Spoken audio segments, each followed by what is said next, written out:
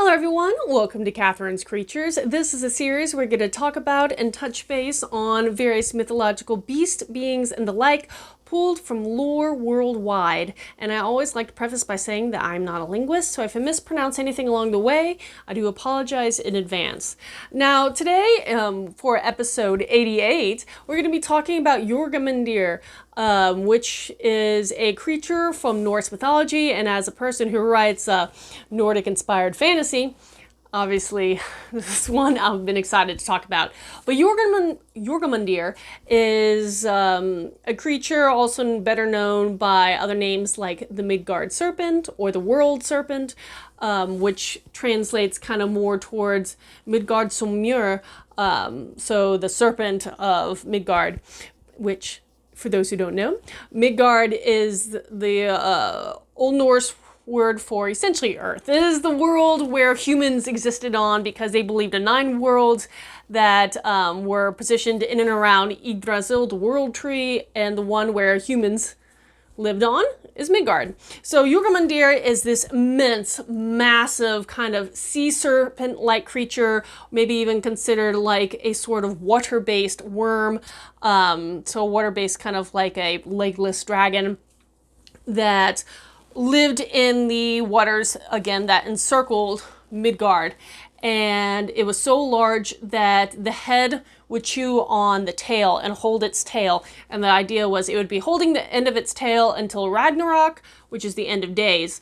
And this serpent, again, is this terrifying creature in myth, one of those kind of beware of dragon concepts when old map makers or everybody would warn sailors to be careful going too far out. And this concept of these sea monsters lurking in the waters further away from land. This is almost a Nordic reiteration of that concept. But huge creature, immense, he's actually the middle child of one of Loki's broods. Loki ended up coupling with a Jotun, female Jotun, so a giantess called Ingraboda, and that couplings had spawned 3 entities, one being Fenrir, this pup who was going to grow up into this immense, massive wolf and become the forefather of pretty much all the giant wolves of Nordic lore, and would be the bane of Odin. Well, the middle child is Jormungandr, and this world serpent is the arch nemesis of Thor, the god of thunder, and we'll get more into some of those stories in just a second. And then the third one, the youngest one of the brood, was Hel, who is this perceived female deity, potentially goddess, who ended up ruling over one of the realms of the dead, which she kind of names after herself, Helheim.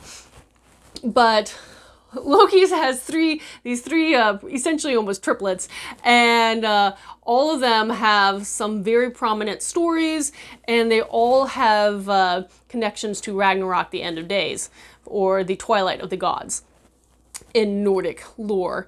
But as I mentioned, Jormungandr is this arch nemesis to Thor, and this may have something to do with the fact that a lot of the gods know the story of Ragnarok. They know what's coming, and no matter what they do, especially Odin's character, no matter what they do, they can't escape fate. Destiny is destiny, and they're always going to be destined to head towards Ragnarok and what happens at that point. And so Thor's arch nemesis becomes Jormungandr, and essentially as soon as the serpent was born, they just toss him into the waters off Midgard. They get him out of Asgard. They don't want him to be near the gods.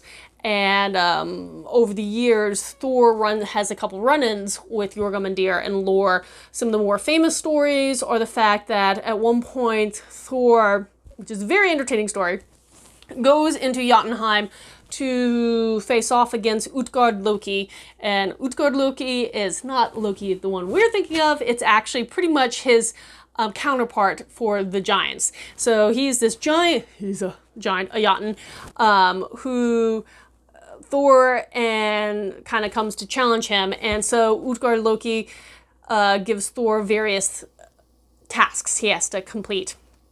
And as a person who loves task-based fantasy lore and trying to do these quests, it's very interesting that this is like one of the prime stories of that kind of concept. And as Thor's trying to achieve and struggling with all these unusual tasks and failing, one of them is Utgard Loki points to a house cat, obviously a giant-sized house cat, and said, I need you to lift that cat.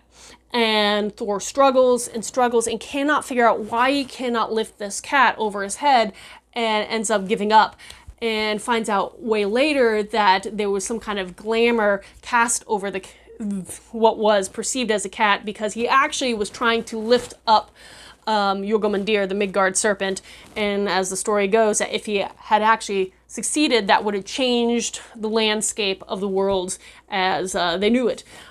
So maybe it was a good thing that he didn't succeed at that particular task. Another run-in Thor has with Jormungandr is he actually goes out to try to fish for Jormungandr, and he really wants to catch this world serpent too early. And of course, the concept being is you have to be careful, because if Jormungandr releases his tail, that's one of the signs that Ragnarok is close. So probably wasn't the best fishing experience. Probably not the brightest idea for Thor at the time. But there is a whole storyline of Thor's attempt at trying to fish for Jormungandr prior to Ragnarok. Now, jumping over to the end of days, what happens, obviously, it's pretty much a full-scale battle during Ragnarok with all sorts of entities. You have the gods coming into play, both sets of giants, the worlds are being destroyed in all different means, the resurrected dead come in various armies supporting various factions during that time, and it's very chaotic.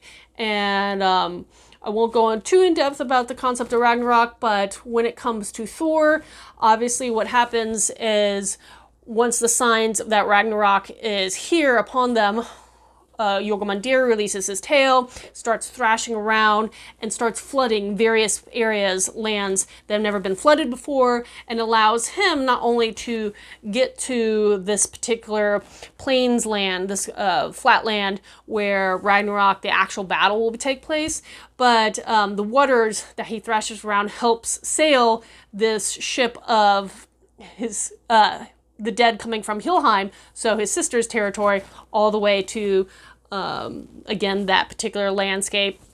I think it's Vigridur, but I have to like double check the pronunciation of that one. But the plains, the land where Ragnarok takes place. And so essentially his sister and him are helping the side of the giants, and again, the downfall of some of the biggest gods. And once Jormungandr gets there, Thor faces off against him, and there's a big struggle and battle. And what happens is, though Thor does slay Jormungandr, he gets bitten during the fight. And Jormungandr's venom is so strong that Thor is only able to walk 9 paces, and 9 is a big number in Norse mythology. So Thor takes 9 steps away from the dead Jormungandr, the world serpent, before he collapses and dies as well. So, end scene for Thor. He gets destroyed by a child of Loki. Anywho, so if you have any questions about this or anything else, send me a comment right below, or reach out to me on any of my social media. And until next time, everyone, Skål.